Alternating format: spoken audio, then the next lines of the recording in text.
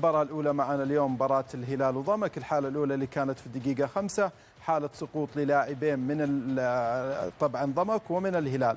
الأكيد أن الحالة هي حالة تماسك ما بين المدافع والمهاجم، لذلك لا يوجد ركلة جزاء في هذه الحالة ولا يوجد أي خطأ مرتكب من لاعب ضمك، كون الحالة هنا حالة تماسك من مهاجم الهلال ابتداء ومن ثم مدافع ضمك. في مثل هذه الحالات الاستمرار هو القرار الصحيح ولا يوجد ركلة جزاء في هذه الحالة. نذهب إلى حالة أخرى طبعا وهي حالة طبعا احتساب خطأ غير صحيح لنادي ضمك، وأوردنا الكرة لسبب، لأن هذا تعريف منطقي للفعل العرضي.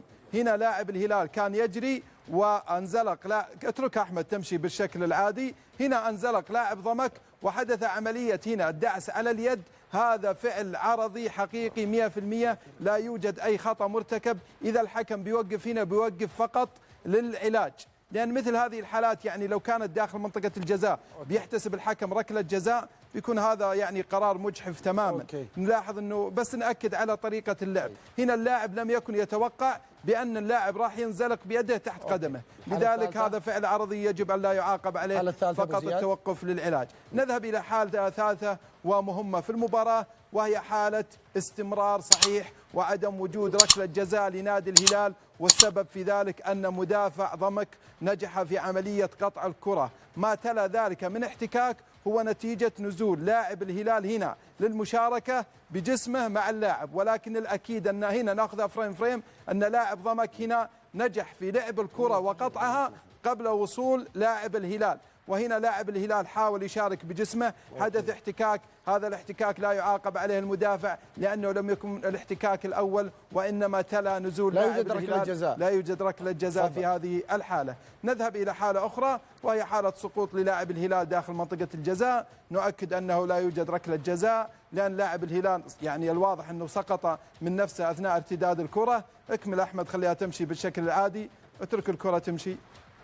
وهنا اللاعب سقط نتيجة تعثر أو اختلال توازن، ولكن الأكيد أنه لا يوجد أي خطأ مرتكب على مهاجم الهلال، بنشوفها من الزاوية الخلفية أنه سقوط عادي. نذهب إلى حالة أخرى هنا وهي حالة قطع صحيح للكرة من قبل مدافع الهلال على مشارف منطقة الجزاء، نؤكد أنه لا يوجد إعادة، لا يوجد أي إعادة تسعفنا، حاولنا تقريب الصورة، تم التأكيد أن بالتحديد مدافع الهلال قام بعملية سلايدنج وقطع الكرة بدون أن يرتكب أي خطأ على مدافع ضمك. نشوف القدم من الأمام في عملية مهارة، ولكن الاندفاع البدني اللي كان عليه لاعب ضمك ترك يعني الحكم اللعب مستمر، وهذا قرار صحيح. نذهب إلى حالة مهمة أيضا في الدقيقة 84 نأخذها على جزئين، هي طبعا حالة تسجيل هدف صحيح لنادي الهلال، والسبب أنه لا يوجد تسلل هنا في منشأ الكرة في اللاعب اللي في الطرف، وراح يظهر معانا في الرسم. أيضا الفعل الثاني وهو اصطدام الكرة هنا بلاعب الهلال الأول، ولكن لاعب الهلال الثالث الذي قام بتسجيل الكرة لم يكن وقتها في موقف تسلل، لذلك لا يعاقب. نلاحظ أنه لاعب الهلال هذه طبعا ما فيها تسلل اللي هي الكرة اللي في الطرف، لكن في كرة مهمة اللي هي الكرة الثانية أبو الوليد ما كان أيضا لاعب الهلال الذي قام بتسجيل الهدف في موقف تسلل. ناخذ بس الإعادة الثانية أحمد للإيضاح إذا ممكن أبو الوليد ناخذها، لأنها أنا بجي لك، خلاص بجي لك، بسألك في سؤالين أو ثلاثة في الموضوع. إذا الهدف في رأيك صحيح أبو زياد؟ نعم طبعا. التقنية رسمت الأول أنه غير هنا ناخذ الكرة هذه.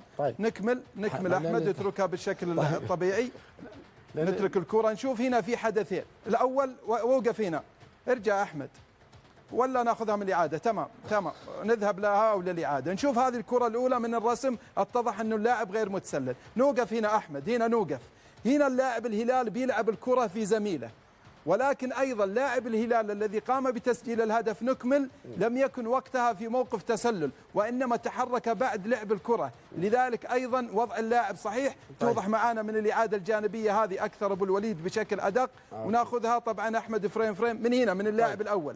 اللاعب الأول نوقف أحمد، نشوف الكرة بتصطدم في اللاعب الأول أبو الوليد، نشوف اللاعب اللي بيسجل هدف الآن هل هو في موقف تسلل اللي هو متروفيتش؟ ما يوجد في موقف تسلل، لأن في مدافعين مغطين عليه، لذلك الحالة في مجملها حالة تسجيل هدف صحيح لنادي الهلال. أنا بسألك على الحالة اللي الآن على اللهم صل وسلم على محمد، على رسم الخط. بتظهر امامنا، والنقاش انا ما ادري الى الان هل اليد من هنا ولا من هنا ولا وين بالضبط من اليد اللي تعتبر تعريفها في مشارك. يا ريت تاشر وتبين للناس وين. طبعا هي تختلف حسب تكوين الجسماني الواحد. هي العقول الى نهايه الابط حلو لا يوجد فيها خطأ. تختلف، يعني مثلا محمد القحطاني لاعب الهلال مستحيل مسافة يده زي متروفيتش. عرفت؟ يختلف مكان نهاية الإبط بالنسبة لكل لاعب. هي نهاية الإبط إلى الآن مع اليد تسجل هدف. بما أنها تسجل هدف تعاقب بالتسلل وتعاقب في التسجيل. يعني بمعنى أنه أنا الهدف هذا لو سجلته بيصير جول، وإذا أنا كسرت التسلل بهذه بيمنع تسلل، وإذا أنا كنت متقدم بيصير تسلل. عرفت؟ يعني الحالة تستخدم للجول وللتسلل ولا كسر التسلل. هدف صحيح. الهدف صحيح. الهدف صحيح في منشأ الكرة الأول وأيضا في الكرة الثانية، لأن متروفيتش لحظة اصطدام الكرة بزميله لم يكن متسلل وإنما تحرك بعد الاصطدام. شكرا يا أبو زياد.